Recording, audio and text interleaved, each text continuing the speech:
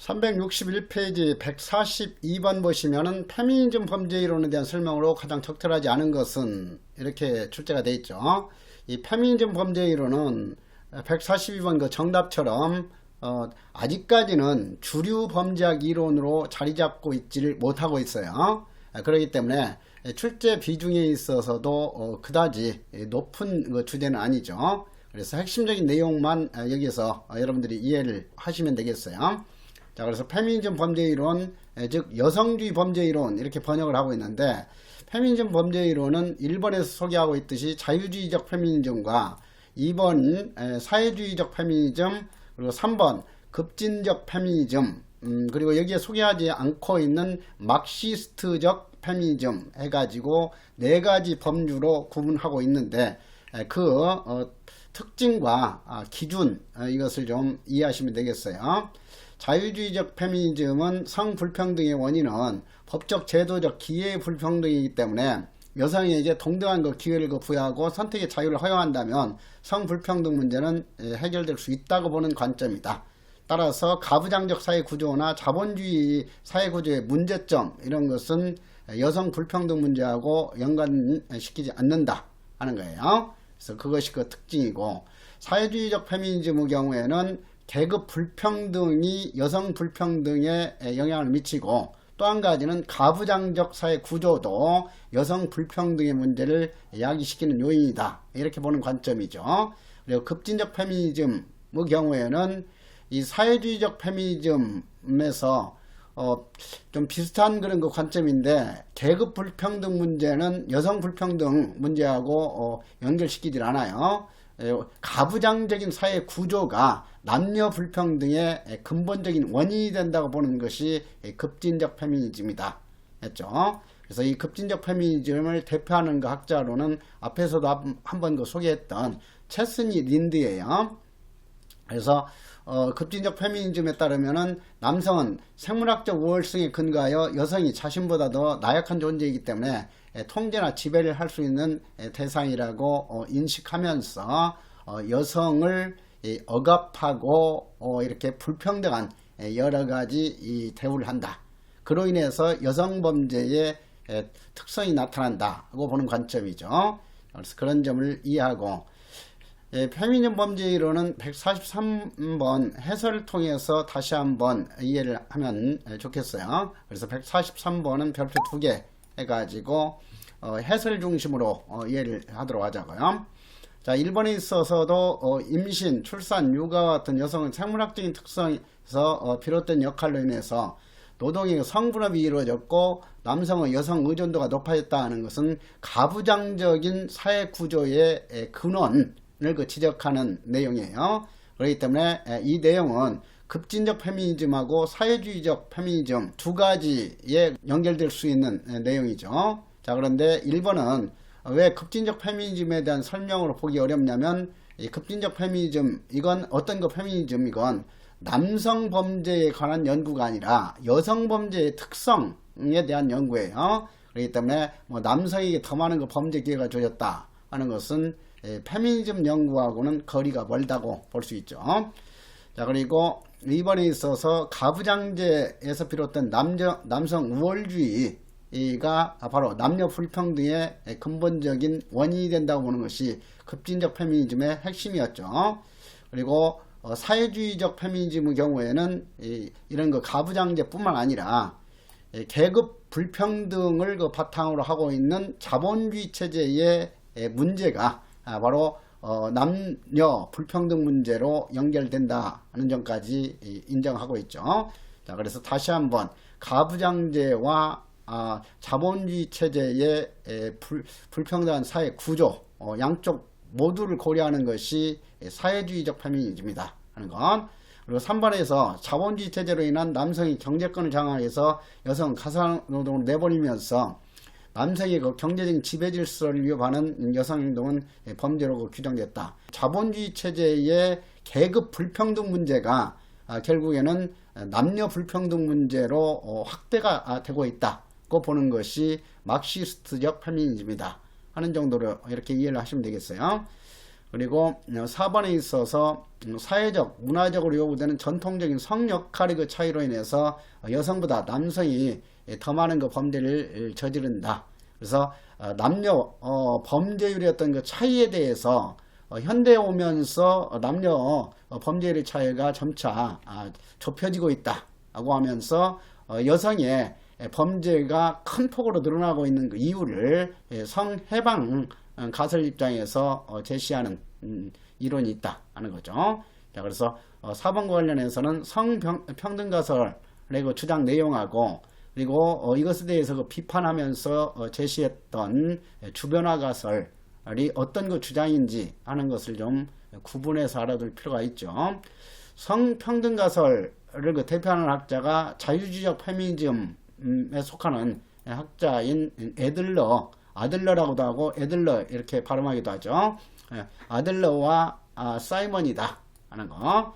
그래서 아들러는 앞으로도 여성범죄 유형과 관련해서도 출제가 될 수 있어요. 아들러는 현대에 오면서 여성 해방이 이루어져 가지고 여성이 경제활동이나 사회활동에 활발하게 참여하면서 그간에 남성들에 의해서 행해지던 폭력범죄라든가 이런 그 범죄들이 여성에 의해서도 많이 저질러지고 있다 하는 거예요. 그래서 이 성평등이 이루어지면서 여성의 범죄가 새로운 형태로 지금 확대 증가하고 있다. 이렇게 주장하는 것이 애들러이죠. 그래서 이런 것을 신여성 범죄자론 또는 새로운 여성 범죄자론 이렇게 소개를 하고 있어요. 그래서 성평등 가설 입장에서는 여성의 해방이 이루어지면서 여성의 범죄율이 큰 폭으로 지금 증가하고 있고 범죄율만 증가하는 것이 아니라 폭력범죄 같은 그간의 남성들에 의해서 행해지던 범죄가 여성들에 의해서도 많이 범해지고 있다 하는 것 주장이에요. 그리고 사이먼 같은 경우도 같은 맥락에서 여성의 그 해방으로 인해서 화이트 칼라 범죄라든가 이런 그 범죄들도 여성 범죄율이 크게 증가하고 있다. 그래서 이렇게 남자와 여성의 범죄율의 차이는 현대에 오면서 크게 줄어들고 있다 하는 것 주장이죠. 그렇지만은 최순희 님들은 이러한 그 성평등 가설은 현실적으로도 타당한 증거가 없다. 왜냐하면은 여성의 사회 참여 비율에 비해서 여성 범죄의 증가율은 매우 낮은 결과로 나타나고 있다 하는 거예요. 오히려 아직까지도 여성들은 남성하고는 다르게 차별받아 가지고 고액 임금을 받을 수 있는 어떤 직업 얻기도 어렵고 또 이 이혼이라든가 미혼모 그런 그 상황에서 취업도 하기 어렵고 하기 때문에 이런 제대로 경제적으로 해결이 되지 않음으로 인해서 오히려 이런 그 상점 절도라든가 생계형 그 범죄 이런 것이 증가하고 있을 뿐이다 하는 거예요. 그래서 주변화 가설의 주장이 어떤 내용이고 성평등 가설은 어떤 그 주장인가 하는 정도는 좀 파악할 필요가 있죠. 자, 그래서 여성 범죄와 관련해서는 페미니즘 이론은 이 정도로만 여러분들이 알아두셔도 되겠어요. 자, 그 다음에 144번부터는 앞에서 공부했던 내용들을 다시 한번 종합해서 소개하는 문제들이죠. 자, 그래서 빠르게 한 번씩 체크하고 그 다음에 중요한 것은 발달 범죄학 이론과 이 통합 이론이죠. 그래서 이 통합 이론과 발달 범죄학 이론은 새로운 그 출제 영역으로서 매우 그 중요시해야 돼요. 자, 그러면은 막간을 이용해서 가볍게 그런 핵심적인 내용들 다시 한번 체크하면서 발달 이론으로 넘어가도록 하자고요. 자, 1번 비판 범죄학은 낙인 이론의 영향을 받았다. 자, 이것도 순서 바꾸는 문제 주의하도록 하세요. 낙인 이론은 비판 범죄학의 영향을 받아서 발전했다. 이렇게 하면 틀린 거니까 순서적으로 낙인 이론이 먼저고 비판 범죄학 이론은 낙인 이론의 영향을 받아서 1970년대경에 큰 관심을 끄는 이론으로 부각이 됐다. 이렇게 이해하시면 되겠고, 그 다음에 네크레스의 봉쇄 이론 내지 억제 이론에 있어서는 범죄를 유발시키는 그런 그 요인 세 가지, 외적 압력, 외적 유인, 내적 강요 요인, 그리고 이런 범죄 유발 요인을 억제하는, 봉쇄하는 그런 두 가지 요인, 외적 억제 요인과 내적 억제 요인, 이렇게 구분을 했었죠. 자, 그래서 봉쇄 이론에 의하면 가족은 범행을 차단하는 외적 요인에 해당이 된다 하는 것. 그래서 이런 그 가족 같은 경우를 또 내적 요인에 해당한다 해서 틀린 선지를 만들 수 있으니까 그런 점을 좀 예상하도록 하세요. 3번에 있어서 머튼 이제 확실하게 5가지 적응 양식 파악하고 있으니까 대체 하면은 개혁형이 아니라 혁명형 또는 반항형에 해당이 되는 거죠. 그리고 4번에 있어서 서덜랜드의 차별적 교제 이론, 접촉 이론은 범죄자와 비범죄자 간의 차이를 학습 과정의 차이로 보는 것이 아니라 접촉 유형의 차이로 본다 하는 것, 자주 출제되는 내용이죠. 145번에 있어서도 1번 글래지의 차별적 동일시 이론은 학습 이론의 범위를 보다 탄력적이고 광범위하게 확장했다. 그래서 이런 확장했다, 이것을 광범위하게 확장했다, 이것을 전문적으로 축소했다, 이렇게 바꾸는 함정, 이런 것을 좀 주의하시면 되겠고요. 그리고 클로드 오일린의 차별적 기회구조 이론, 그리고 허쉬의 사회유대 이론. 자, 4번 같은 경우는 헷갈리기 쉬운 내용이니까 다시 한번 체크해야죠. 터크여가 범죄론에 의하면은 피지배 집단의 힘이 약하면은 약하면 약할수록 법은 더욱더 가혹하게 적용이 된다 하는 거죠. 그래서 법 집행은 강화된다 하는 것. 그래서 그 점 주의하고, 그리고 터크의 범죄 이론과 관련해서는 지배 집단과 피지배 집단 뒤바꾸는 함정도 주의할 사항이었어요. 그리고 146번에 있어서 1번 아노미로는 전통적인 재산범죄 원인을 개혁형, 혁신형에서 찾고 있다 하는 거.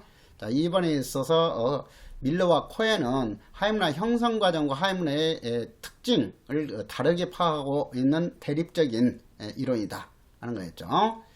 그리고 4번에 있어서 차별적 접촉 이론은 범죄자와 비범죄자의 차이를 학습과정의 차이로 보는 것이 아니라 학습과정은 준법적인 행위의 학습과정이나 범죄적인 행위의 학습과정이나 본질적으로 다르지 않다. 학습 메커니즘은 동일하다. 이렇게 정리가 됐죠.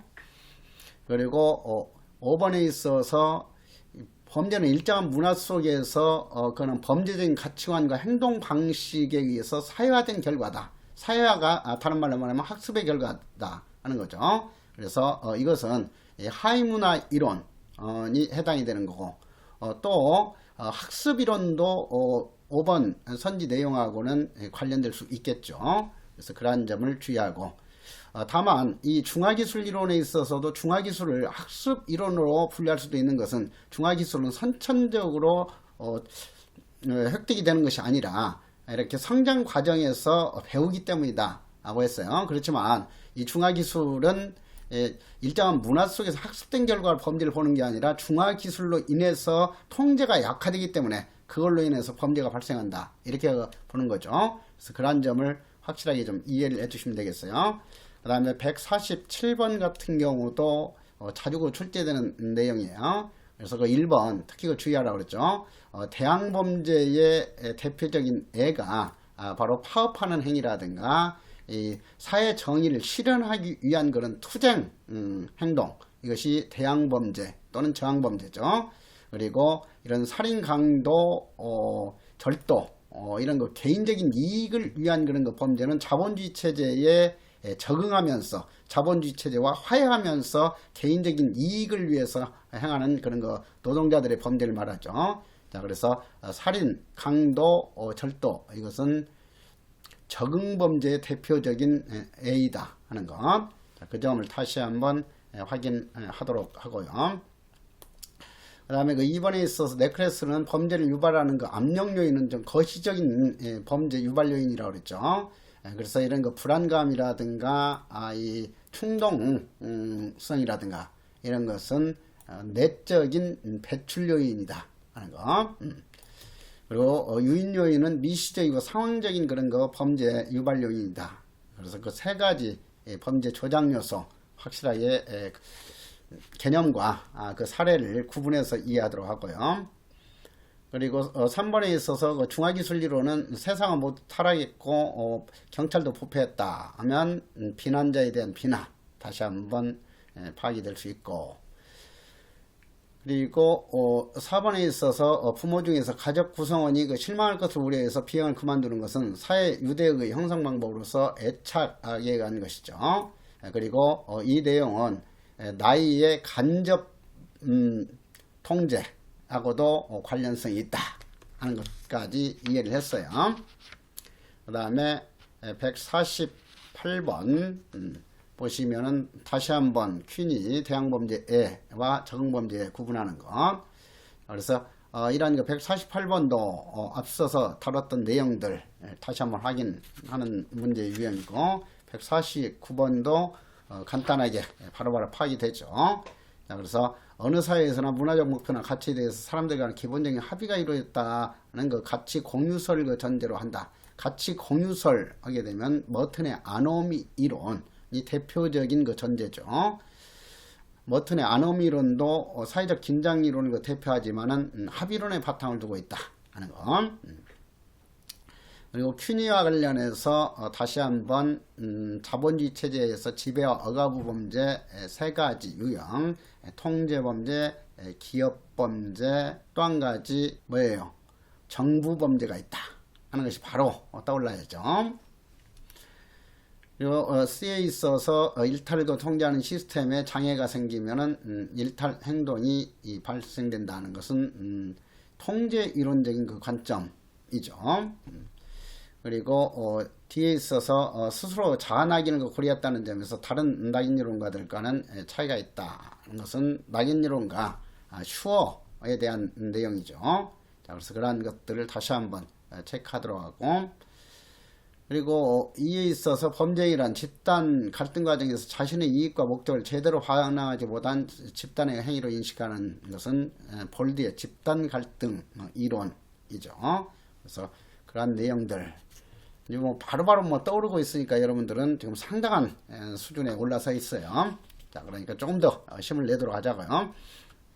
자, 151번도 보시면은 법과 범죄에 대한 합의론적 관점. 1번 법은 지배계층을 보호할 수 있는 도구가 된다는 것은 갈등론적 관점의 핵심적인 논리죠. 그리고 2번에서 법은 대부분의 사회 구성원이 공유하는 가치와 규범에 의해서 만들어진다 하는 것이 합의론적 관점이죠. 자, 그런데 해설에 있어서 여기 이 X가 오타예요. O로 좀 바꿔주시고, 그 다음에 3번에 있어서 범죄는 사회가 낙인 찍거나 정의하기 때문에 불법적인 행위가 된다. 이것이 바로 합의론 갈등론과 대비되는 상호작용주의 관점이죠. 그리고 4번에 있어서 범죄는 실제 행위에 위해 여부하는 관계없이 사회 세력에 의해서 유지된다고 하는 것은 갈등론적인 그런 그 관점이다. 자, 그래서 그런 내용들을 다시 한번 확인했고, 152번 갈등이론. 셀린 나오면 반갑죠. 1차적 문화 갈등, 2차적 문화 갈등 바꾸는 것이 정답으로 출제가 될 것이다 했고, 자, 벌드의 그 집단 갈등 이론에 있어서도 특히 입법 과정에서 나타난 갈등 문제를 강조했다는 것을 다시 한번 기억하고, 그리고 3번에 있어서 본 거는 자본주의적인 생산 양식 때문에 범죄가 발생한다고 봤다. 그래서 1910년대 최초로 마르크스주의적인 범죄 이론을 제시한 학자로서 기억을 해야죠. 그리고 퀸이 다시 한번 자본주의 체제에서 범죄 유형 기억해 보도록 하고, 그 다음에 153번 153번에 있어서도 다시 한번 그 체크를 하게 되면은 니은 터크는 자본가들의 지배에 대항하는 그 범죄 형태를 정한. 그래서 이 학자 바꾸기식 문제는 해마다 뭐 두 문제 이상 그 출제가 되니까 다시 한번 퀸이, 터크, 볼드 구분해서 파악을 해야죠. 자, 154번부터가 드디어 통합 및 발달 이론에 관한 그 문제들이네요. 그래서 통합 및 발달 이론, 이것은 그간의 형사정책 시험에서는 기출문제로 그거 출제가 되지 않았던 새로운 영역이지만 이제는 이 통합 및 발달 이론은 전통적인 이론 못지않게 출제 비중이 매우 높아지고 있죠. 그래서 내년 시험에 있어서도 통합 및 발달 이론과 관련해서는 최소한 한 문제에서 두 문제가 출제가 돼요. 자, 그러니까 다시 정심을 가다듬고 확실하게 이해를 해놓도록 하자고요. 그래서 154번 별표 3개 하고, 자, 1번에서 소개하고 있는 패터슨하고 2번에서 제시하고 있는 모피트는 확실하게 같이 이렇게 연결하면서 이해해야 할 내용이죠. 그래서 패터슨은 청소년 비행이 되어가는 그 경로를 크게 두 가지 경로로 파악을 했다. 조기 개시형 범죄 과정과 만기 개시형 범죄 과정이다. 여기서 조기라는 것은 일칙조자이죠. 그래서 어린 시기에 일탈이나 범죄를 시작하는 그런 거 유형을 뜻하는 거고, 많은 늦을 만자죠. 그래서 늦은 나이에 범죄나 일탈을 시작하는 유형이다 하는 거죠. 자, 그래서 만기라고 했는데 여기서 만기라는 것은 청소년기 또는 그 사춘기를 뜻하는 용어다 하는 것을 이해하시면 되겠어요. 그래서 패터슨에 의하면은 이 조기 개시형 어린 나이 때부터 이런 일탈적이고 범죄적인 행동을 하는 사람은 평생에 걸쳐서 지속적으로 그런 범죄 생활에 빠져서 생활하는 경우가 매우 많다 하는 그 특징을 제시를 했죠. 그리고 이러한 것은 패터슨에 의해서만 제시됐던 것이 아니라 일찍이 서덜랜드도 차별적 교제 이론의 9가지 그 명제와 관련해서 바로 이 빈도, 기간, 우선성, 우선 시기와 관련해서 접촉 유형을 설명하면서 어린 나이에 접촉 교제를 할수록 더 큰 영향을 받는다 하는 것을 강조를 했었다고 그랬죠. 그리고 이 패터슨의 조기 개시형과 만기 개시형과 유사하게 범죄자 유형을 크게 두 가지로 구분한 학자가 바로 모피트죠. 그래서 모피트는 출제 가능성이 매우 높은 학자예요. 그렇기 때문에 확실하게 이 모피트에 대해서 기억을 해야 된다. 그래서 모피트는 청소년기 한정형 범죄자 유형하고 생애 지속형 범죄자 유형을 분리했다 하는 것 가지고 주로 출제를 해요. 그러니까 이 생애 지속형 범죄자는 조기 개시형에 해당하는 사람이 이 생애 지속형 범죄자에 해당이 되죠.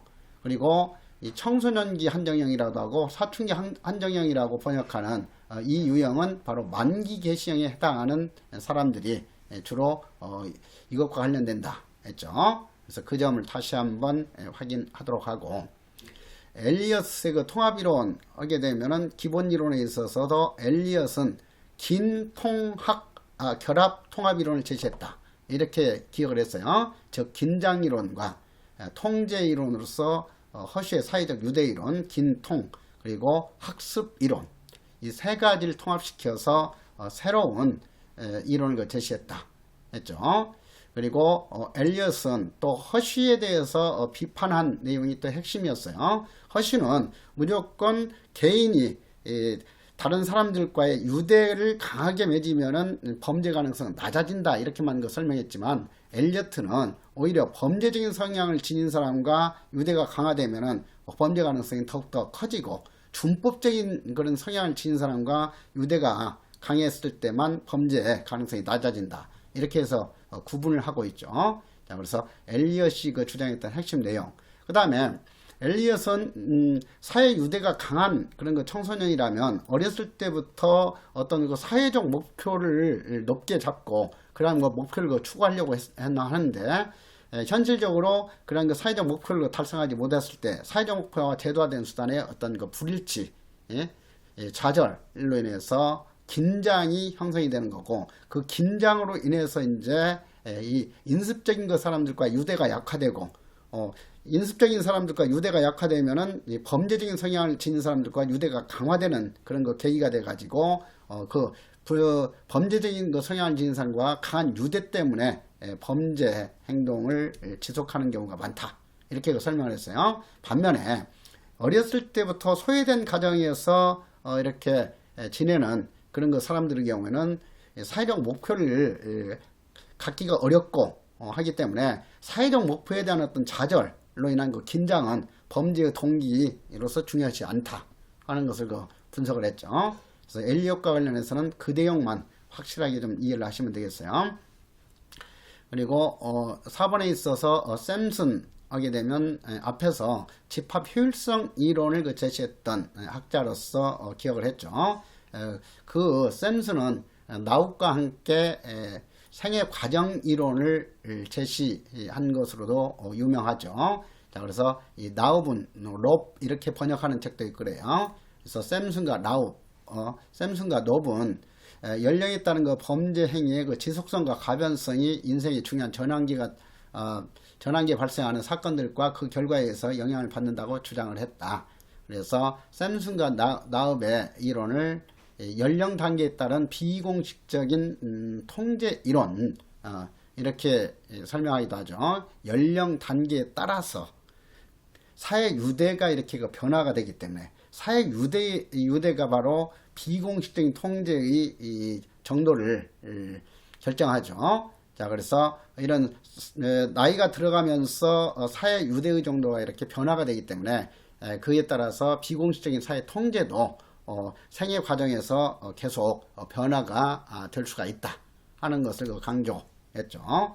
자, 그래서 이 샘슨과 나읍의 이론은 허쉬의 사회적 유대 이론을 기본으로 하면서 그 사회적 유대 이론을 어느 한 시점에서만 이렇게 적용하는 것이 아니라 인생 과정 전체로 이렇게 확대해 가지고 설명을 하고 있다 하는 거예요. 자, 그래서 그러한 그 특징들, 그리고 이 샘슨과 나읍에 있어서는 사회 자본이 잘 형성되면은 사회적인 유대가 또 강화가 되는 거죠. 그리고 이런 사회적 자본과 사회 유대가 강화가 되면은 비공식적인 통제도 더욱더 강하게 미치기 때문에 범죄를 지속하다가도 그러한 상황이 되게 되면은 범죄를 더 이상 지속하지 않게 된다, 중단하게 된다. 그래서 이 어렸을 때 사회유대가 약해가지고 범죄 행동을 하던 사람들이 좋은 사람과 결혼하고 좋은 직장을 구하고 또 뭐 군에 입대해가지고 유대가 잘 형성되고 이런 거 인생에 있어서 전환점을 갖게 되면 그 전환점이 사회 유대를 강화시키고 비공식적인 그런 통제력을 높여가지고 범죄 행동을 중단하게 되는 경우도 상당히 많이 있다 하는 것을 설명을 했어요. 자, 그래서 그런 내용들을 다시 한번 이해하면서 학자별로 어떤 거 주장을 했는가 하는 것을 확실하게 좀 구분해 놓을 필요가 있어요. 155번도 같은 맥락에서 중요하기 때문에 이것도 별표 2개 하고, 자, 이런 발달 범죄학이 크게 관심을 끌게 된 계기가 뭐였냐 하면은 바로 이 근육 부부의 연구였죠. 그래서 근육 부부의 그 연구는 이 종단적 연구, 추행조사 연구라고도 해요. 이런 이 종단적인 분석 연구를 바탕으로 해가지고 500명의 비행소년과 일반 소년 500명을 이렇게 뭐 3년, 5년 간격으로 쭉 시점을 두고 연구를 했었죠. 그것이 바로 종단 연구죠. 그래서 발달범죄학 이론의 발달과 함께 연구 방법으로서 중시되는 것은 형적 연구가 아니라 종적 연구다 하는 것도 반드시 기억해야 할 내용이에요. 그래서 이런 근육 부부의 그런 연구 자료, 1930년대부터 1950년 후반까지 이렇게 오랜 시점에 걸쳐서 지속적으로 자료를 수집해 가지고 연구했던 것이 이제 이 샘슨과 나읍에 의해서 발굴이 돼 가지고 이것은 발달 범죄학 발전의 토대가 됐다 하는 거였어요.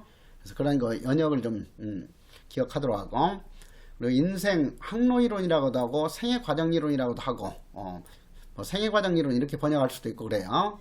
자, 그래서 인생 항로이론 내지 생애과정이론은 인간의 발달이 출생시나 출생 직후에 나타나는 주된 속성에 따라서 결정된다고 주장하는 것이 아니라, 이렇게 이 출생시나 출생 직후에 나타나는 속성에 따라서 범죄 성향이 결정된다고 하는 것이 잠재적 속성이론 또는 뭐 잠재적 특성이론 이렇게 번역하고 있죠. 그래서 잠재적인 특성은 쉽게 변화되지 않는다. 그래서 그런 그 잠재적인 특성이 평생에 걸쳐서 범죄 가능성에 큰 영향을 미친다고 보는 것이 잠재적 특성 이론이죠. 그렇지만 생애 과정 이론은 방금 전에 설명했듯이 나이가 들어가면서 시간이 흐르면서 이렇게 범죄 성향도 계속 변화가 된다, 변화 발전이 된다 하는 것 주장이죠. 자, 그래서 그런 핵심적인 내용 이해하도록 하고, 자, 3번에 있어서 인생학론 이론 내지 생애과정 이론은 인간이 성숙해가면서 그들의 행위에 영향을 주는 요인도 변화된다는 것을 인정하는 입장이다. 인생학론 이론은 첫 비행 시기가 빠르면 이것도 앞으로 변형시켜서 그 출제할 가능성이 높기 때문에 다시 한번 첫 비행 시기가 늦으면 향후 심각한 범죄를 저질 거라고 가정하는 게 아니에요. 어린 나이에 떡잎이 노랄수록 평생에 걸쳐서 그런 문제적인 그런 거 존재로서 생활하게 된다 하는 거 있잖아요. 그래서 들성 싶은 나무는 떡잎 때부터 알아본다 하는 그런 속담하고도 연계가 될 수 있죠. 자, 156번 이것은 별표 3개 해가지고 다시 한번 확실하게 또 정리하자고요. 숀베리가는 상호작용 이론이다.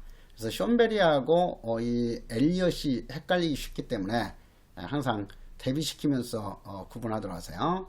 상호작용 이론을 제시한 사람은 엘리엇 등이 아니라 숀베리다 하는 것. 그래서 숀베리는 상호작용 이론은 사회 유대의 역할 비행이 시작되는 것 출발점으로 봤다. 그래서 숀베리의 상호작용 이론은 유학 결합 통합 이론이다. 이렇게 기억을 했죠.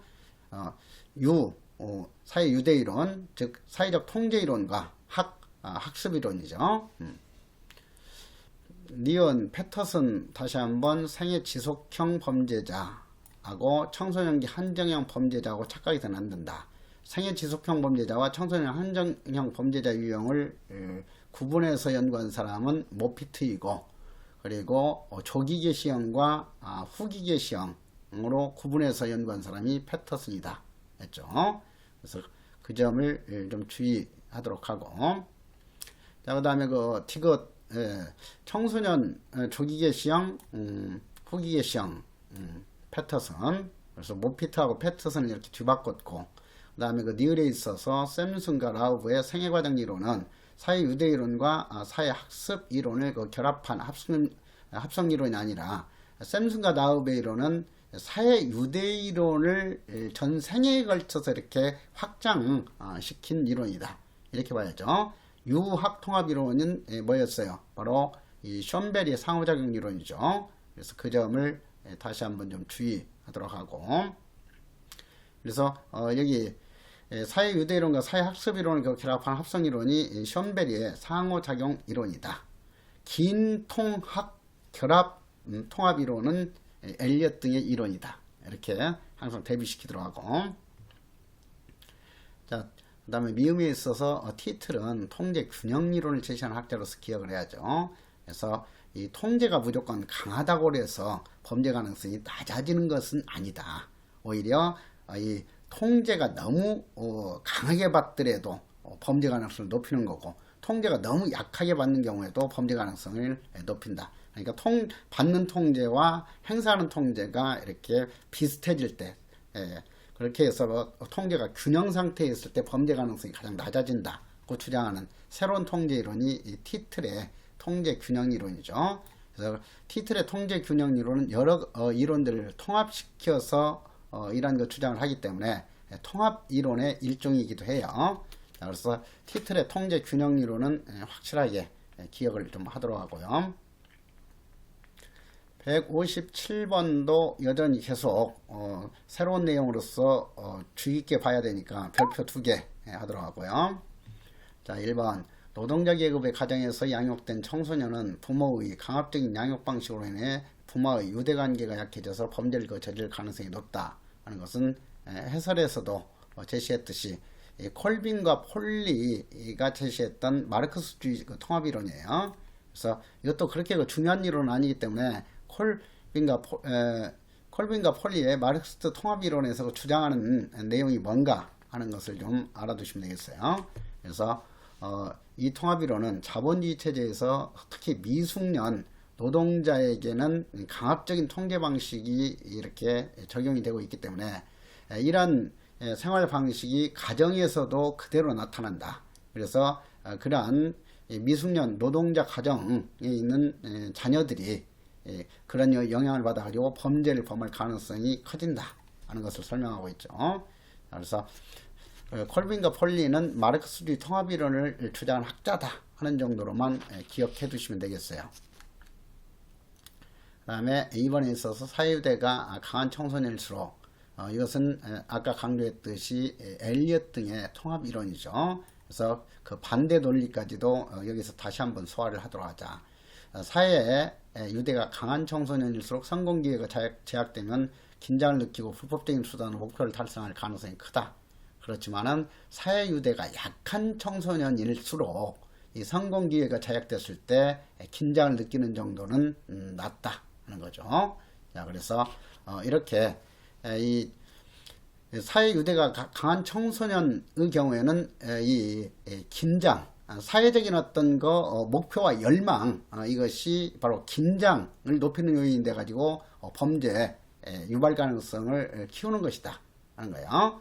자, 그런데 이렇게 이 사회적인 어떤 목표와 열망이 그 강한 경우가 오히려 범죄 가능성을 낮추는 것이다 하는 것은 허쉬의 사회 유대 이론이죠. 자, 그래서 그런 점을 여기서 설명을 하고 있어요. 그래서 그걸 이해하도록 하고, 3번에 있어서 가부장적인 가정은 양성 평등적 가정보다도 청소년 비행에 있어서 성별 차이가 크다 하는 것도 헤이건의 권력 통제 이론이에요. 그래서 헤이건의 권력 통제 이론 다시 한번 생각하면은 가부장적인 가정 구조에 있어서는 여성 자녀에 대해서는 엄격하게 이렇게 통제가 가해지고 하기 때문에 이 가부장적인 사회 구조화에서는 여성 자녀들은 범죄 범할 가능성이 매우 적은데 남자 자녀들이 이 범죄 가능성이 매우 높아진다. 그래서 가부장적 가정 구조에서는 남녀의 범죄율의 차이가 매우 크게 나타난다. 그러나 평등주의적 가정에 있어서는 남녀가 이 공평하게 대우를 받기 때문에 남자 자녀나 여자 자녀나 범죄 가능성의 차이가 크게 나타나지 않는다 하는 거였어요. 그래서 헤이건의 권력 통제 이론, 그리고 티틀의 통제 균형 이론, 이런 것이 헷갈리기 쉬우니까 확실하게 그때그때 연결시키면서 이렇게 기억을 하도록 하세요. 헤이건의 권력 통제 이론, 헤이건의 권력 통제 이론, 이것을 티틀의 권력 통제 이론 또 이렇게 바꾸는 문제도 출제가 될 가능성이 있어요. 그래서 그런 점을 주의하도록 하고, 그 다음에 그 4번 내용이 바로 이 엘리엇이 허쉬에 대해서 그 비판하는 내용 가지고 만든 선지예요. 범죄에 대한 그 비난을 받더라도 사회 유대가 강한 청소년은 재범을 저질 가능성이 작고, 사회 유대가 약한 청소년일수록 재범을 저질 가능성이 많다 하는 거. 그러니까 어떤 대상하고 사회 유대냐, 이걸 구분하지 않고 허쉬는 무조건 사회 유대가 강하면 강할수록 범죄 가능성은 낮아진다 라고만 설명했지만, 엘리엇은 그것은 타당성이 없다. 왜? 범죄적인 성향을 진 비행소년 집단과의 유대가 커지면은 오히려 그걸로 인해서 범죄 가능성이 더 높아지는 것이지, 무조건 외부 사람들과 사회 유대가 강화되는 것이 범죄 가능성을 낮추는 것은 아니다 하는 거예요. 자, 그래서 그 점을 이해하도록, 그래서 여기 엘리엇에 대해서 묻는 문제이기 때문에 사회 유대가 강한 청소년은 무조건 재범을 저질 가능성이 작다고 하는 것은 타당한 논리가 아니다 하는 거예요. 허쉬에 대해서 출제했다면 이 4번 선지도 옳은 선지가 될 수 있겠죠. 그래서 그런 점을 구분해서 알아두도록 하세요. 자, 그래서 그리고 158번 브레이스웨이트의 재통합적 수치심 부여 이론은 새로운 낙인 이론으로 분류하기도 하죠. 자, 그래서 이것은 다른 어떤 이론보다도 출제 가능성이 가장 높아요. 그래서 별표 4개 하고, 브레이스웨이트의 재통합적 수치심 부여 이론. 자, 그래서 수치의 개념, 부끄럼 주기나 수치는 같은 개념이죠. 그래서 재통합적 수치심 부여 이론이라고 하기도 하고, 재통합적 부끄럼 주기 이론이라고 소개하기도 해요. 그래서 이 창피 주기 수치라는 것은 어떤 일탈적인 행동, 범죄적인 행동을 했을 때 그것은 허용되지 않는다는 것을 인식시키는 그런 언행을 말하는 거죠. 자, 불승인, 그러한 행동을 해서는 안 된 행동이야 하는 것을 확인시켜 주는 거, 이것이 바로 이 수치심 부여다. 부끄럼 주기다 하는 거죠. 자, 2번 브레이스웨이트는 상호 의존적이고 공동체 지향적인 사회일수록 재통합적 수치의 효과가 큰 것이고, 이기적인 그런 사회, 이런 거 현재 사회에 있어서는 이런 재통합적인 수치심 부여 효과가 떨어진다 하는 거예요. 그렇지만은 일본과 같이 이렇게 공동체 의식이 강한 사회에 있어서는 오히려 형벌보다도 수치심 부여하는 그 효과가 더욱더 크게 나타난다고 했어요. 그래서 그 의미를 이해하고, 그래서 이 브레이스웨이트의 재통합적 수치심 부여 이론은 일본을 배경으로 한 연구였다 하는 것을 소개했었죠. 자, 3번 재통합적 수치심 부여 이론은 형사처벌의 효과에 대해서 엇갈리는 연구 결과들을 통합하려는 시도의 일환으로 제기가 되었다. 그래서 억제 이론가들은 형벌을 가하면 가할수록 범죄 가능성은 낮아진다, 줄어든다, 이런 주장을 했고, 반면에 낙인 이론가들은 가벼운 범죄에 대해서 형벌을 가하면 오히려 그 형벌이 더욱더 많은 범죄를 야기시키는 원인이 된다 해가지고, 이런 서로 반대적인 주장을 한 것에 대해서 브레이스웨이트가 이 두 가지 이론이 어떤 경우에는 타당한지 이걸 설명을 했죠. 그래서 이 새로운 낙인 이론이라고 하듯이 어땠어요? 브레이스웨이트는 재통합적 수치심 부여하고 해체적 수치심 부여를 개념적으로 구분하면서 응보적인 어떤 그 처벌을 통해서 해체적으로 그 사람을 미워하면서 따돌리면서 이 형벌을 가하면 이것이 바로 이 해체적 수치심부예요. 해체적 수치심부는 오히려 범죄를 높인다. 그렇기 때문에 낙인 이론가들이 주장이 맞다.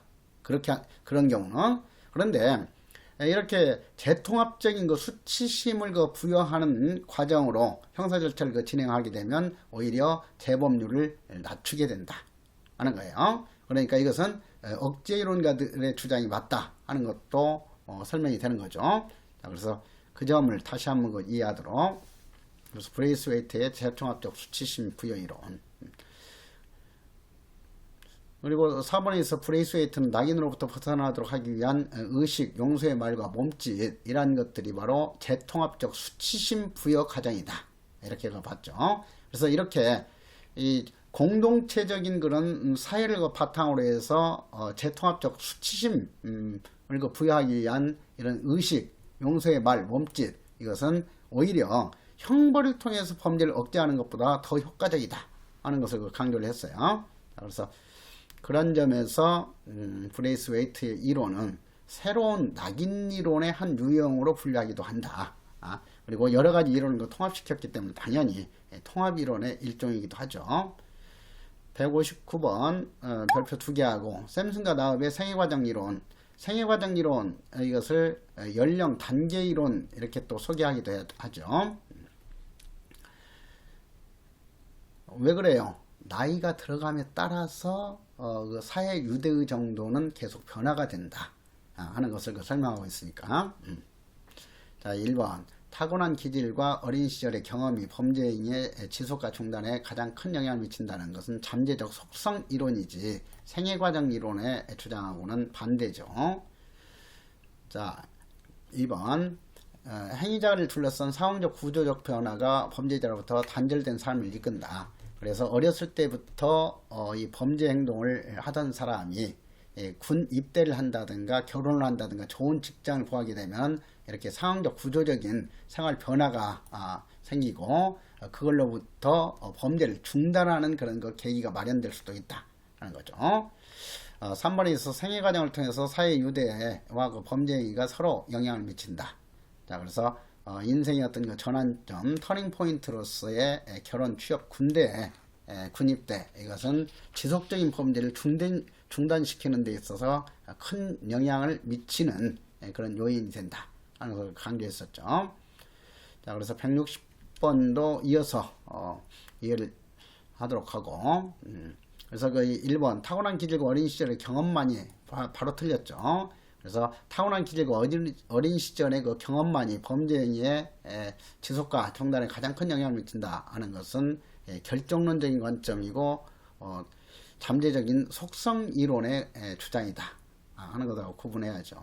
자, 그래서 다시 한번 159번 내용하고 같이 연결시키면서 여기 해설을 통해서 확실하게 다시 한번 이해하도록 하세요.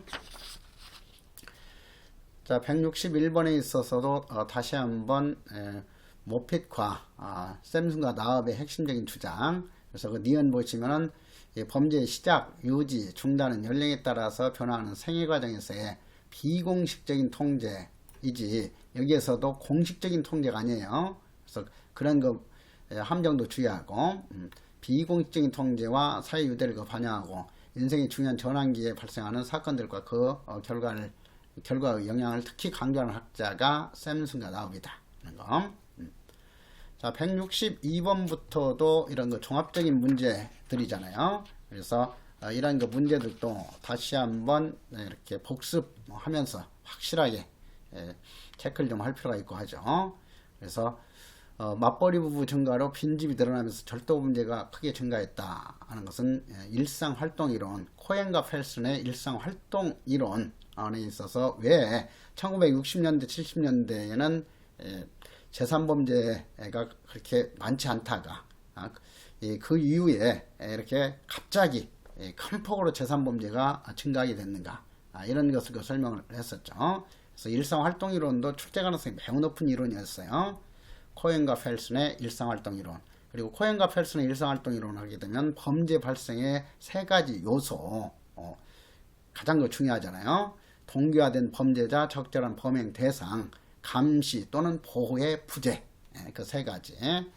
그리고 그런 그 내용들 다시 한번 상기하는 문제들이에요. 그래서 163번 생활양식 노출이론 하고 코엔과 펠슨의 일상활동이론은 범죄 기회 이론, 그리고 뒤에서 피해자 이론으로도 다시 한번 그 다뤄지고 있죠. 그래서 이 생활양식 노출이론은 인구 통계학적 사회 구조적인 요인이 개인별로 생활양식의 차이를 이야기하고 이러한 생활양식의 차이가 범죄 피해 가능성의 차이로 이어진다고 한다. 그래서 하위계층이나 젊은 사람이나 이런 그 사람들은 생활양식 자체가 거친 그런 거 사람들하고 부딪히면서 살아갈 수밖에 없고 그리고 이런 거 밖에서 생활하는 양식이기 때문에 그만큼 범죄 피해를 당할 가능성이 커진다. 그러나 여성이나 노인, 상류계층 이런 사람들은 생활 양식 자체가 범죄 위험에 노출 정도가 약하기 때문에 피해를 당할 가능성이 낮아진다 하는 거였죠. 그래서 이런 거 계층이라든가 어떤 그 집단의 특성에 따라서 범죄 위험성에 노출되는 정도가 다르다는 것을 설명하는 이론이 생활양식 노출이론이다 하는 거.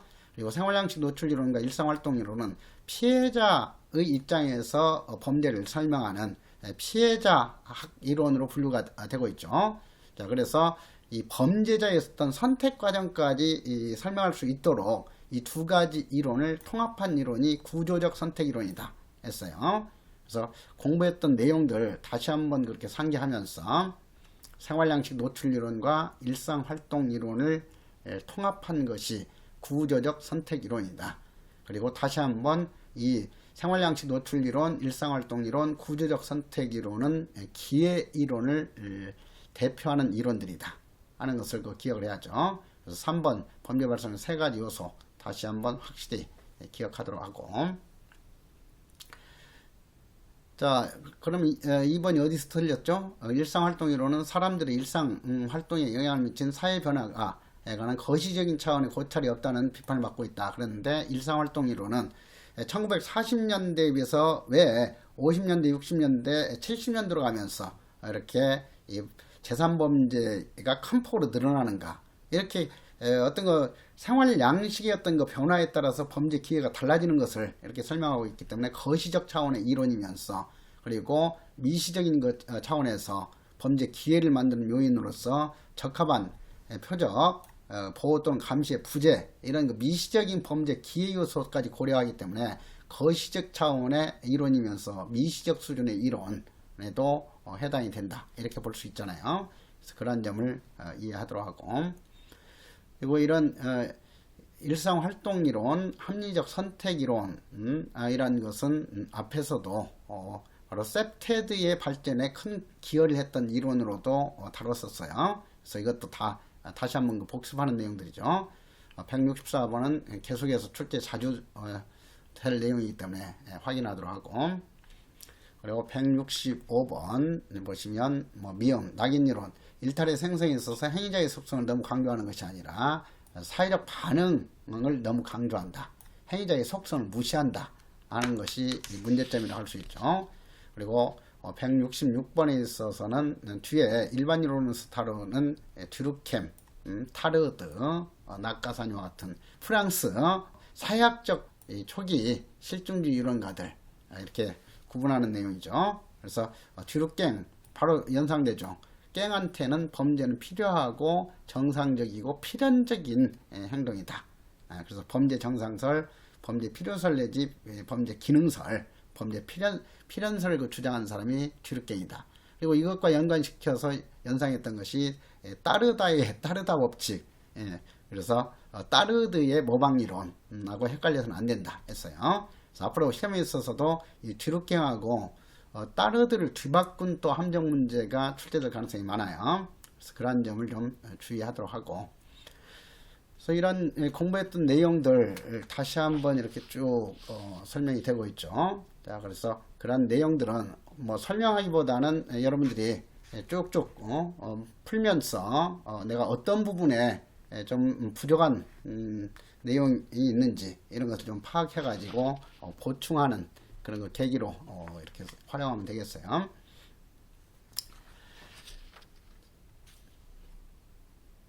그리고 179번 같은 경우도 나와 있듯이 셀린하면 항상 1차적 문화 갈등, 2차적 문화 갈등, 다시 한번 이런 거 나오면 전체적으로도 이렇게 떠올려 보세요.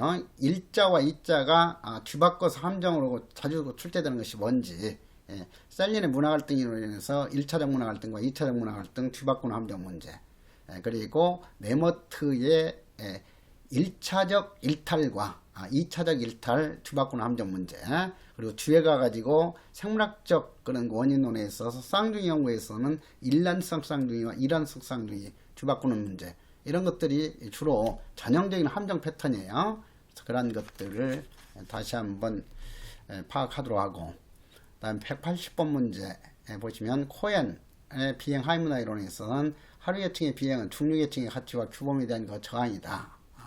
그래서 대항문화로서 하이문화를 설명하는 것이 코엔이고, 고유문화로서 하이문화 형성 과정을 설명하는 것이 밀러이다 했죠. 그리고 이 베카리아는 뒤에 기본 이론에서 다시 자세히 공부하게 될 거고, 그리고 코엔과 펠슨의 그 일상활동 이론에 있어서는 일상활동의 구조적인 변화가 동기부여된 범죄자, 적절한 범행 대상, 보호의 부재, 보호의 부재라고도 하고 감시의 부재라고도 하죠. 보호 또는 감시의 부재라는 그 세 가지 요소에 대해서 시간적, 공간적으로 영향을 미친다. 그리고 브레이스 웨이트의 재통합적 수치심 부여 이론 또는 재통합적 부끄럼주기 이론은 사회 구조적인 결핍은 대안적 가치로서 높은 수준의 폭력을 수반하는 거리의 규범을 채택해서 결국 이것이 높은 수준의 폭력을 양산한다. 그래서 거리의 그 규범 이론, 이것은 앤더슨이라는 학자가 제시했던 거지, 브레이스웨이트는 재통합적 수치심 부여 이론을 주장했죠. 자, 그래서 재통합적 수치심 부여 이론하고 이 연결된 내용은 전혀 다른 내용이잖아요. 그래서 그런 점을 확인하고, 그 다음에 환경범죄학도 21세기 와가지고 새롭게 강조되는 학문 영역으로서 중요하게 다뤄야 되죠. 자, 그래서 1번 범죄 사건을 가해자, 피해자 특정 시공간상에 설정된 법체계 등의 범죄 환경을 통해서 설명을 했다. 그래서 여기서 환경이라는 것은 범죄 행동을 하려고 했을 때 그 즉각적인 환경을 의미한다 했어요. 그리고 범죄 패턴 이론을 제시했던 브레인티맨 부부가 이 환경 범죄학의 발전에도 큰 기여를 했다 했었죠.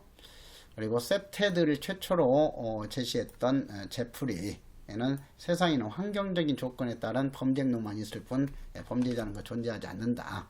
범죄자의 어떤 그 범죄적인 성향 때문에 범죄가 발생이 되는 것이 아니라 바로 이 범죄를 범하려고 했을 때, 동기화된 그 범죄자가 범행을 하려고 했을 때 그 범행 기회가 주어지면은 범죄가 발생될 수 있는 것이다 하는 측면에서 범죄자의 어떤 그 범인성 연구 이런 것은 그다지 의미가 없다 하는 것을 강조했던 거잖아요.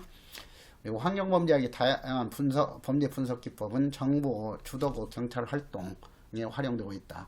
그래서 이런 브랭팅햄 부부가 범죄 패턴 이론을 통해서 제시했던 것은 뭐냐면 이 어떤 그 사회 현상 이런 것을 제대로 분석을 하게 되면 어느 시간대에는 어느 지역이 범죄 발생 가능성이 높아지고 또 어떤 시점에 어떤 유형의 범죄가 많이 발생되는가 이런 것을 정보 분석을 통해서 충분히 다 파악을 할 수가 있다. 그래서 이제 예를 들면은 출퇴근 시간대에 지하철 내에서 여러 가지 성추행 범죄라든가 이런 것이 발생할 가능성이 많아진다는 것이 분석되면 그런 그 시점에 이제 이 경찰을 집중적으로 이렇게 투입을 한다든가 또 범죄 발생 가능성이 높은 우범지역이라든가 이런데 CCTV를 더욱더 많이 설치하고 그리고 어떤 경찰 순찰 이런 그 코스에 있어서도 그 시간대별로 범죄 발생 가능성이 높은 지역 중심으로 이렇게 운영이 된다면 그만큼 효과적으로 범죄를 예방할 수 있다 하는 거였어요. 그래서 환경범죄학은 특히 범죄 예방과 관련해서 중요시되고 있다 하는 것을 좀 이해할 필요가 있죠. 그리고 182번 문제 보시면은 앞에서 공부했던 거 근육 부분은 반사회적인 아이들이 성인 되어서 가해 경력을 지속할 가능성이 크다고 봤다. 자, 이 반사회적인 아이들, 그래서 근육 부분은 생물학적 원인이나 심리학적 원인, 사회학적 원인을 모두 다 고려하는 연구를 했죠. 그래서 다원 인자론적인 연구를 했던 대표적인 학자가 근육 부부다.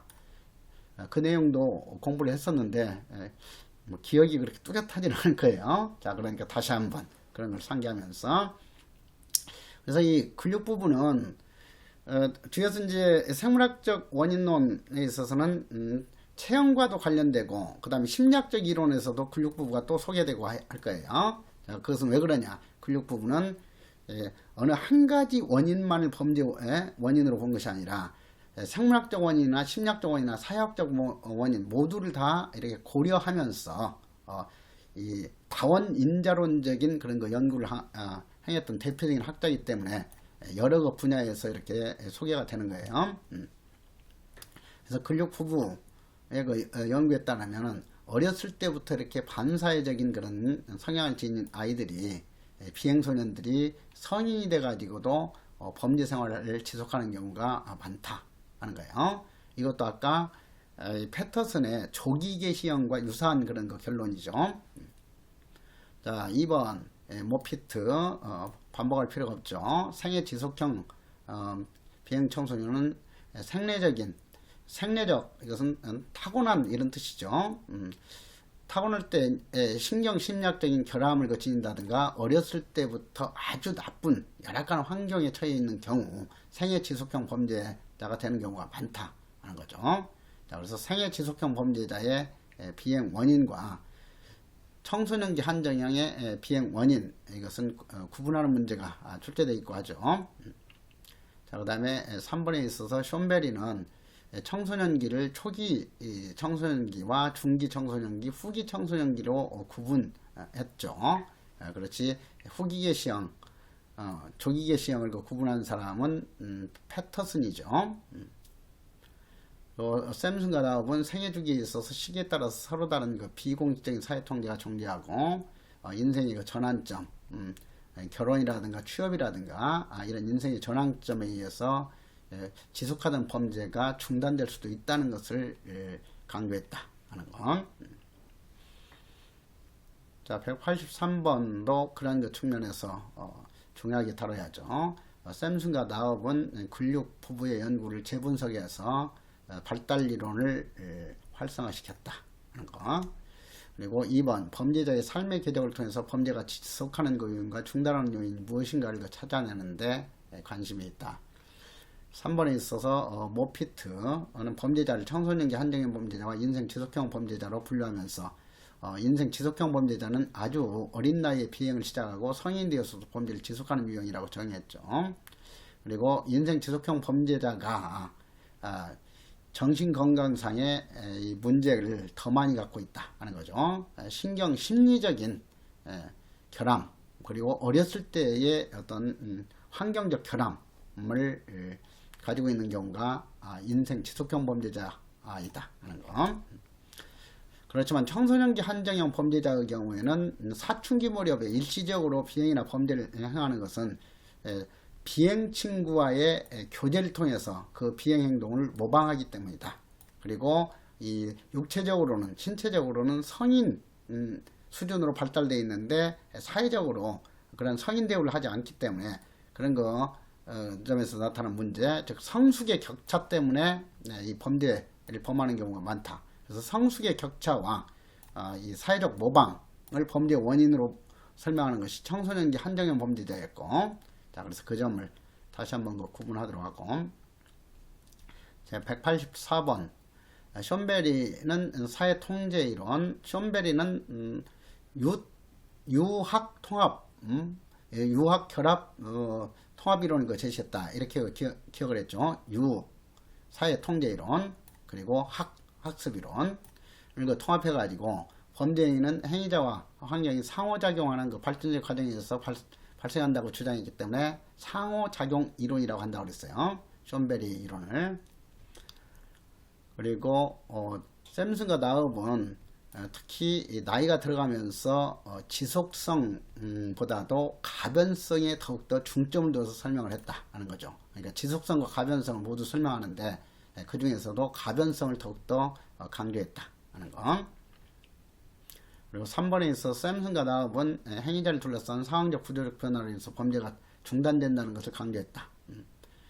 4번에 있어서 다시 한번 모피트, 이제 뭐 충분히 모피트에 대해서는 정리가 됐죠. 그래서 185번에 있어서도 다시 한번 이 청소년기 한정형의 일탈 또는 그 범죄 원인 하고 생애 지속형 범죄자의 일탈 또는 범죄 원인 구분하는 문제, 성숙의 차이하고 사회적 모방, 비행 친구를 사귀어 가지고 이렇게 비행 친구를 모방함으로써 이 청소년기 한정형 범죄자는 일시적으로 비행이나 범죄 행동을 한다 하는 거였어요.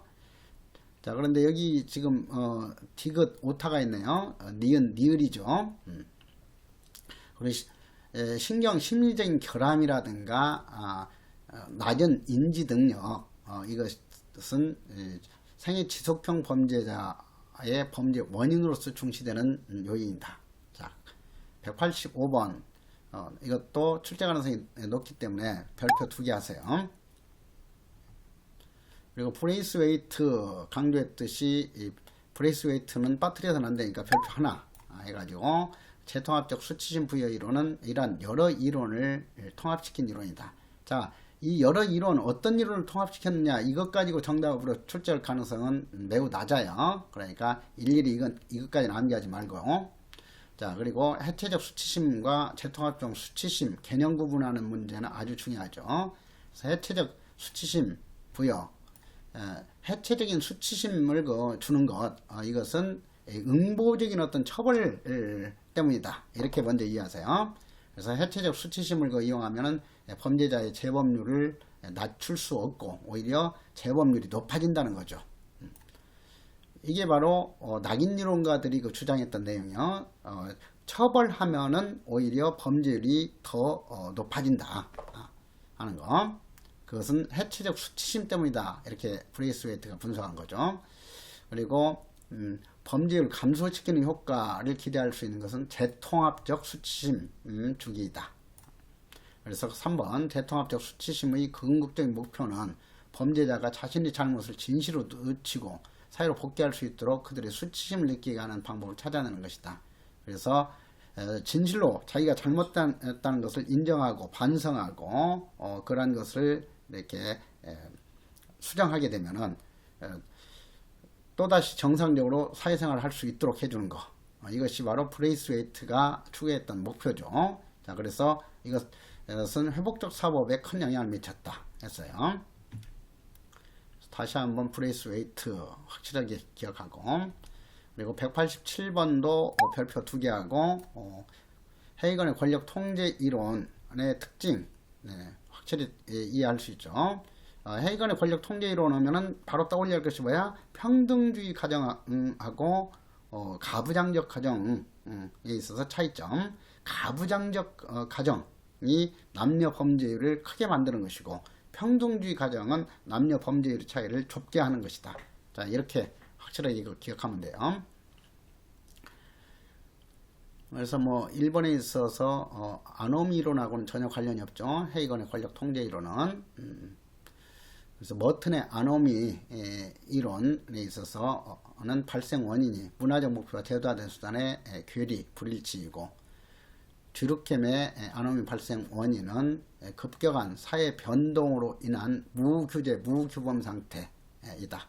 이렇게 다시 한번 떠올려보고, 2번 부모가 아들보다 딸을 더 많이 통제하기 때문에 결과적으로 소녀가 소년보다 더 위험한 행동을 한다 했는데, 딸을 더 많이 통제하기 때문에 이 여자 자녀들은 범죄를 범할 가능성이 매우 낮아지는 거죠.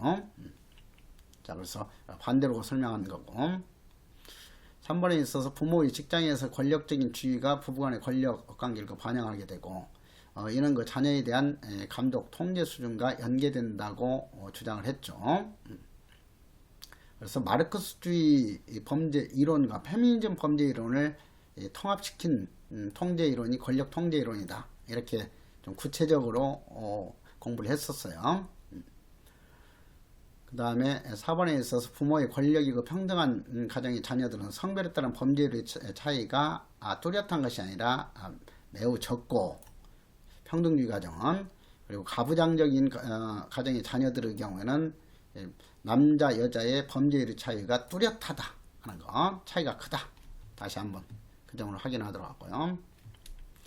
자, 188번에 있어서도 기초적인 내용, 서덜랜드가 주요 개념으로서 특히 강조했던 것은 차별적 접촉 교제이죠. 그리고 서덜랜드는 범죄를 예방하기 위한 그 대책으로서 집단관계요법이나, 그리고 또래 집단 예방 및 개입 프로그램을 범죄 정책으로 강조를 했다 하는 것. 집단관계요법과 또래 집단 예방, 그러니까 또래 집단을 이렇게 건전한 또래들하고 서로 사귀게 하고 하는 것이 범죄 예방에 있어서 효과적이다 하는 거예요. 그리고 범죄를 범한 그런 아이들은 소년원이나 교정 시설에서 그런 가치관을 바로잡아주는 그런 개입 프로그램, 이런 것이 적용돼야 된다 하는 거. 그 다음에 재통합적 수치심 부여 이론을 제시했던 사람은 브레이스 웨이트다.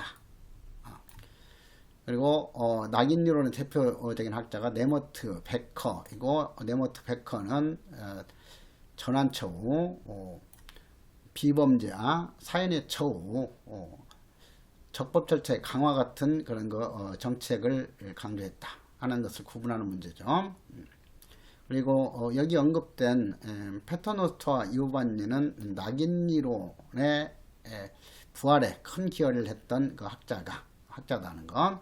그리고 뒤에 이제 심리학적 원인론에서 중요하게 다룰 거예요. 오늘날 그 사이코패스 문제가 크게 지금 제기가 되고 있기 때문에, 이 사이코패스의 그 진단표를 만들어 가지고 현재 세계적인 사이코패스의 연구 권위자로 인정되는 사람이 헤어다 하는 거. 그래서 헤어는 앞으로도 충분히 출제될 수 있는 학자이기 때문에 확실히 기억을 해야 돼요. 그래서 헤어는 사이코패스 진단표를 만들어 가지고 20개 항목으로 점수를 매겨 가지고, 뭐 25개 항목이 아니라 20개 항목, 이런 것 가지고도 기출문제로 출제됐었잖아요.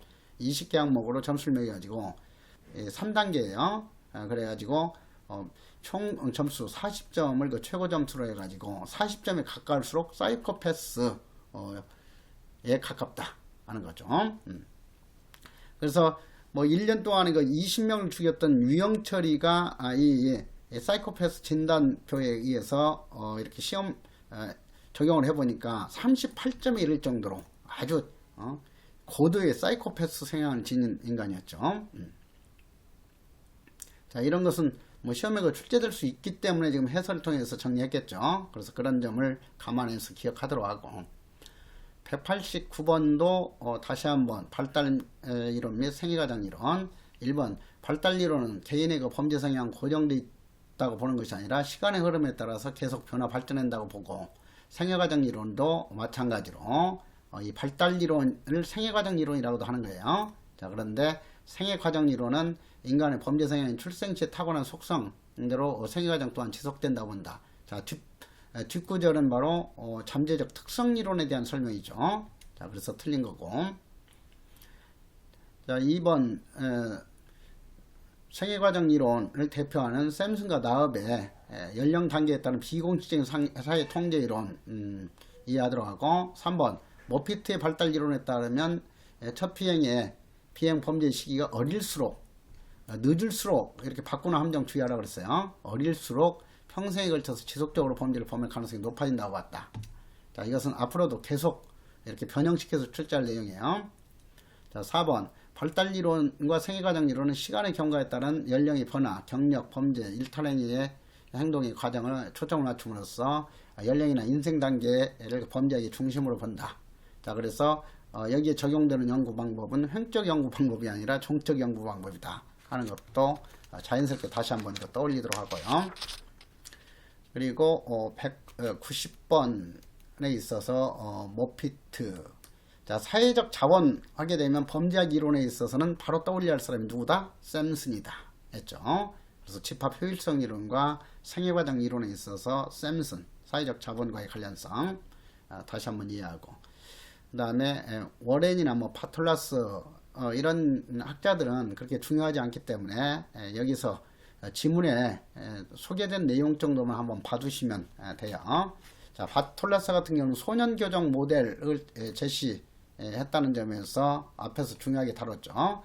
그래서 그때 의료 모델, 적응 내지 조정 모델 이렇게 하는데, 여기서는 또 개선 모델이라고 이렇게 하는 교재가 있어요. 적응 또는 조정 모델, 그리고 또 최소 개인 모델, 범죄 통제 모델 네 가지로 소년 교정 모델을 분류했던 사람이 바톨라스로서 공부를 했죠. 그래서 그때 그 네 가지 소년 교정 모델에 있어서 적응 내지 조정 모델에 따르면은 비행 소년 스스로 책임 있는 그 선택과 합법적인 결정도 할 수 있고, 또 어떤 결정적인 요인 때문에 범죄 행동을 할 수도 있다 하는 것을 인정한다고 그랬죠. 그래서 이 적응 모델, 이것은 의료 모델과 자유 의지론, 이것을 절충시킨 모델이다 했어요. 공부했던 내용들 다시 한번 다 이렇게 종합적으로 정리하는 문제들이니까 다시 한번 그렇게 정리를 하도록 하세요. 자, 이렇게 하고 그 다음에 다음 시간에는 제2장 개인적 범죄 원인론 공부하는데, 여러분들 보직 시험이나 교정직 시험에 있어서는 생물학적 원인론이나 심리학적 원인론 이것이 출제 비중이 그렇게 높지가 않아요. 그렇기 때문에 여기 제2장에서는 24문제가 소개되어 있는데, 앞으로 그 시험에 있어서 이 생물학적 원인론이나 심리학적 원인론은 이 24문제로 소개된 그 선지에서 벗어나는 문제는 출제될 가능성이 거의 없어요. 그렇기 때문에 범위 넓히지 말고 좀 쉬었다가 여기에서 소개한 그 선지의 내용들만 확실하게 기억하면 어떤 형태로 이 생물학적 원인론이나 심리학적 원인론이 출제한다 하더라도 충분히 다 득점할 수가 있어요. 자, 그러면 쉬었다가 개인적 범죄 원인론 들어가도록 할게요.